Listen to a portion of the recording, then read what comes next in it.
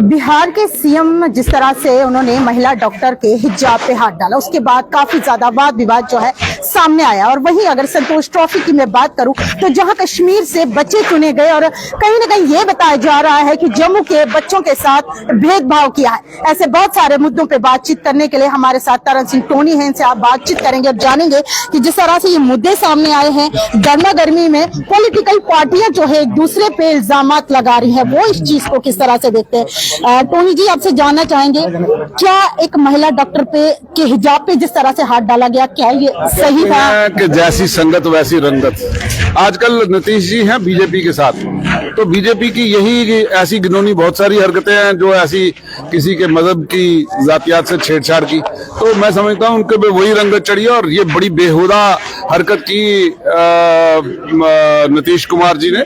मैं समझता हूं कि उनको शर्म आनी चाहिए। आपने किसी के फेथ को सेंटिमेंट से एक पूरे समुदाय को हर्ट किया है, तो मैं समझता हूँ एक बेहुदा हरकत है जिसके लिए उन्हें शर्मसार होना चाहिए और उन्हें पूरे मुस्लिम समुदाय से माफी मांगनी चाहिए। उसके बाद तो उनका एक और बयान आया कि अभी तो खाली हिजाब को हाथ लगाया तो इतना वाद विवाद होगा, कहीं और हाथ लगा देते तो क्या होता। ये उन्हीं के अल्फाज हैं। शर्म से डूब मरना चाहिए ऐसे व्यक्ति को, चुल्लू भर पानी कम होना चाहिए ऐसे व्यक्तियों को मरने के लिए।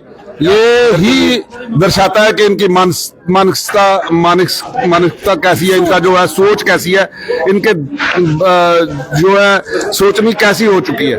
ये एक सिख माइंड की बात है। आप कहाँ हाथ लगाना चाहते थे उसको? मैं पूछना चाहता हूँ, आप क्या कर रहे हो? आपने बोला कहीं और हाथ लग जाता, आप कहाँ चाहते थे हाथ लगाना? ये आपसे पूछा जाता है नीतीश कुमार जी। बदतमीजी की कोई हद होती है? आपकी बेटी होती तो आप लगाते हाथ वहां पे चाहिए आपको।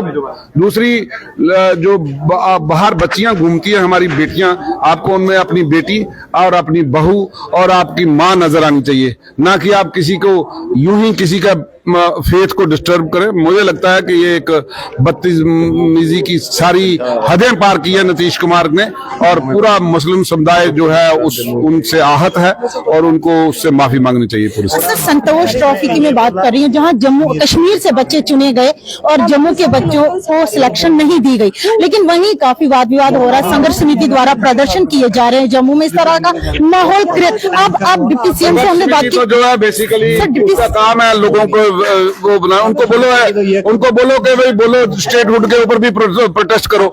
हाँ, जहाँ तक वो मुद्दा है इसका जो बच्चों के चयन का, तो मैं समझता हूँ कि तमाम सिलेक्शंस जितने भी स्पोर्ट्स हैं, चाहे वो क्रिकेट है, चाहे वो दूसरा फुटबॉल है, चाहे बैडमिंटन है, स्विमिंग है, एथलेटिक्स है, आप उनकी वीडियोग्राफी करें और वीडियोग्राफी करके आप बताएं कि इसको क्यों छोड़ा है और इसको क्यों रखा है, ताकि कोई क्वेश्चन ना करे।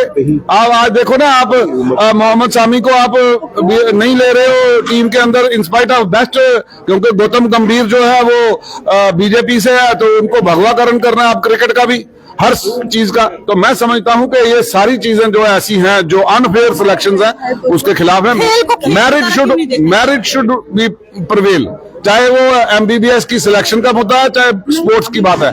जब आप नीट का एग्जाम कंडक्ट करते हो तो आपने फिर आप अगर कंडक्ट करते हो तो have faith in that selection.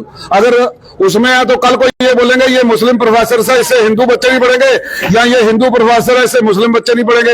ये घटिया सोच लेके सिर्फ बीजेपी और आरएसएस ही आ सकती है और कोई नहीं। सर, एनसी इस बारे में क्या कहते हैं? एनसी क्या कहते हैं? एनसी ने कहा मैं एनसी का प्रवक्ता नहीं हूँ। एनसी क्या? मैं एनसी के बारे में बोल सकता हूँ ना, मैं उनका प्रवक्ता हूँ। सर, एनसी कह रही है कमेटी बनाई है, लेकिन जब ये चीजें शुरू होती है, शुरू होते ही इन्हें खत्म क्यों नहीं? मैं समझता हूँ कि जो स्पोर्ट्स मिनिस्टर है उसकी भी नालायकी है।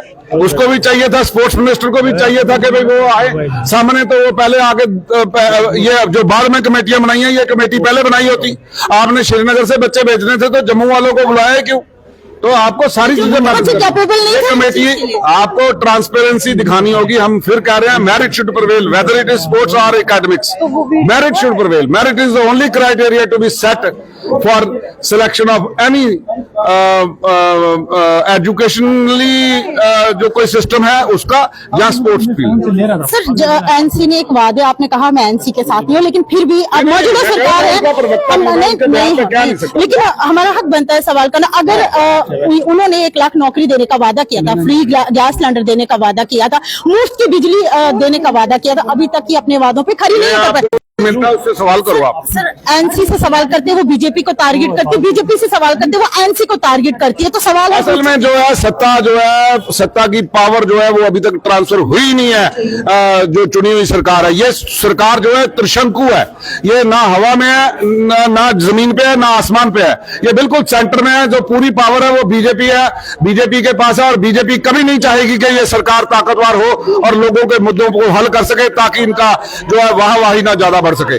बहुत शुक्रिया। हमारे साथ हिजाब के मुद्दे को लेकर बातचीत करने के लिए तरनजीत सिंह टोनी थे, जिन्होंने काफी कड़े शब्दों में इस चीज की निंदा की कि अगर नीतीश कुमार ने इस तरह की हरकत की है और लगातार उनकी कड़ी उसके बाद बयानबाजी जो है कहीं ना कहीं ये दर्शाती है कि उनकी जो सोच है, यानी जो उनका माइंड सेटअप है, वो कहीं ना कहीं जम्मू कश्मीर के या फिर एक समुदाय के लिए काफी खतरनाक हो सकता है। फिलहाल जनता इस चीज को किस तरह से देखती है, अपनी राय जरूर कमेंट सेक्शन में रखें और वीडियो को जितना हो सके उतना शेयर करते चलिए। जेके बुलेटिन 24/7 के पेज को लाइक, शेयर, कमेंट और फॉलो करना ना भूलें।